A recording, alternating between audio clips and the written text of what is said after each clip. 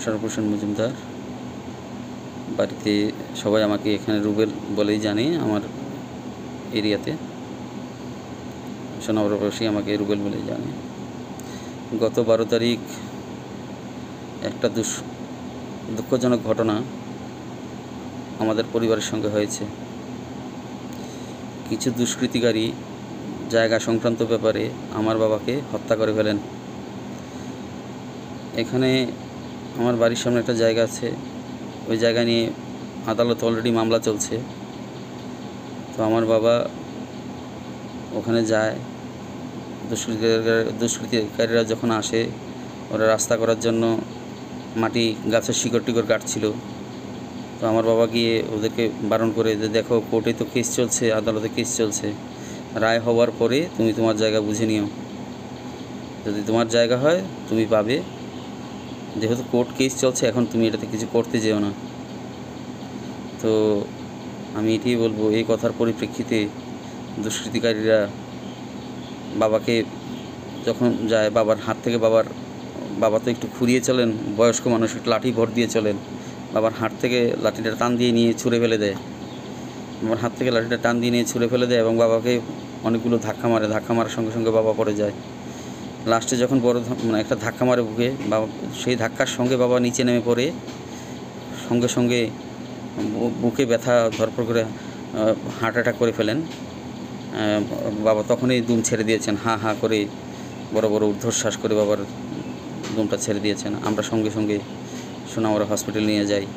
দুষ্কৃতিকারীরা এখানে আমার বাবাকে ধাক্কা দিয়ে মেরে ফেলে চলে যায়। ঘরে গাড়ি দিয়ে এনে দিয়েছে, তারপরে এখান থেকে দৌড়ে মোটরসাইকেল নিয়ে পালিয়ে যায়। তো আমি এই রাজ্যের মাননীয় মুখ্যমন্ত্রীর কাছে আমি আবেদন রাখছি, যাতে মাননীয় মুখ্যমন্ত্রী যাতে এই ব্যাপারটা আমাকে সহযোগিতা করেন। দুষ্কৃতিকারীরা যারা হত্যাকারীরা, তাদের যেন সঠিক বিচার হয়, তাদের যেন যাবজ্জীবন কারাদণ্ড হয়। মাননীয় মুখ্যমন্ত্রী আপনার কাছে আমি এই বিষয়ে অনুরোধ রাখছি, আমি যাতে সঠিক বিচার পাই এবং আমি মাননীয় আমাদের মহারাজা প্রদ্যোৎ কিশোর মাণিক্য মহারাজার কাছেও আমি বলছি, যাতে উনি এটার সুষ্ঠু তদন্ত করে সঠিক বিচারের আওতায় আনেন, ব্যাপারটাকে দেখেন। আমি আমার করজোড়ে নিবেদন, আমার বাবাকে হত্যা করা হয়েছে। আমার বাবা ছিল আমার পরিবারের বটগাছ। আমার পরিবার আর কেউ নেই এখানে, আমাদের রিলেটিভ কেউ নেই। তারা আমাদেরকে অসহায় পেয়ে আমার বাবাকে মেরেছে, আমার বাবাকে মেরে ফেলেছে। এখন আমাদের কেউ নেই আমাদের এখানে।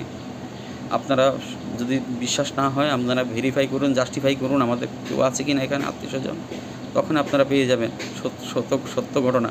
আর এই ঘটনা সত্য তদন্ত করে মহারাজা এবং আমাদের মাননীয় মুখ্যমন্ত্রী যাতে এটার আমাকে একটা ন্যায্য বিচার দেন, ওই দুষ্কৃতীদের যাবজ্জীবন জেল হয় এবং ওদের ফাঁসি যাতে কার্যকর করা হয়, সেই জন্য আমি মাননীয় মুখ্যমন্ত্রী এবং মহারাজা প্রদ্যোৎ কিশোর মাণিক্য দেববর্মনের কাছে আমি বিশেষ করজোড়ে আবেদন রাখছি, ওনারা যাতে ব্যাপারটা দৃষ্টিতে আনেন এবং দোষীদের কঠোরতম, যারা খুনিদের কঠোরতম শাস্তি প্রদান করেন, খুনিদের যাবজ্জীবন কারাদণ্ডবাস এবং ফাঁসি যাতে এরকম করা হয়। কারণ আমার বাবার সঙ্গে আজকে হয়েছে, খুনিরা যদি ছাড় পেয়ে যায় তাহলে আরেকদিন অন্যের বাবার সঙ্গে এরকম হবে। তো আমি চাই না এরকম কারোর সঙ্গে হোক। আমি চাই যাতে খুনিদের যথাযথ সাজা হোক, যাবজ্জীবন জেল হোক এবং ইভেন ফাঁসির মঞ্চে ওদেরকে নিয়ে যাওয়া হোক। ওরা আমার বাবাকে হত্যা করে ফেলেছে। আমি সবার কাছে অনুরোধ রাখবো, সবাই আমার বাবার জন্য দোয়া করবেন। আর এটা যাতে আমি সঠিক বিচার পাই, ন্যায্য বিচার পাই, তার জন্য সবার কাছে আমি আকুল আবেদন রাখছি, যাতে সবাই ব্যাপারটা একটু দেখেন।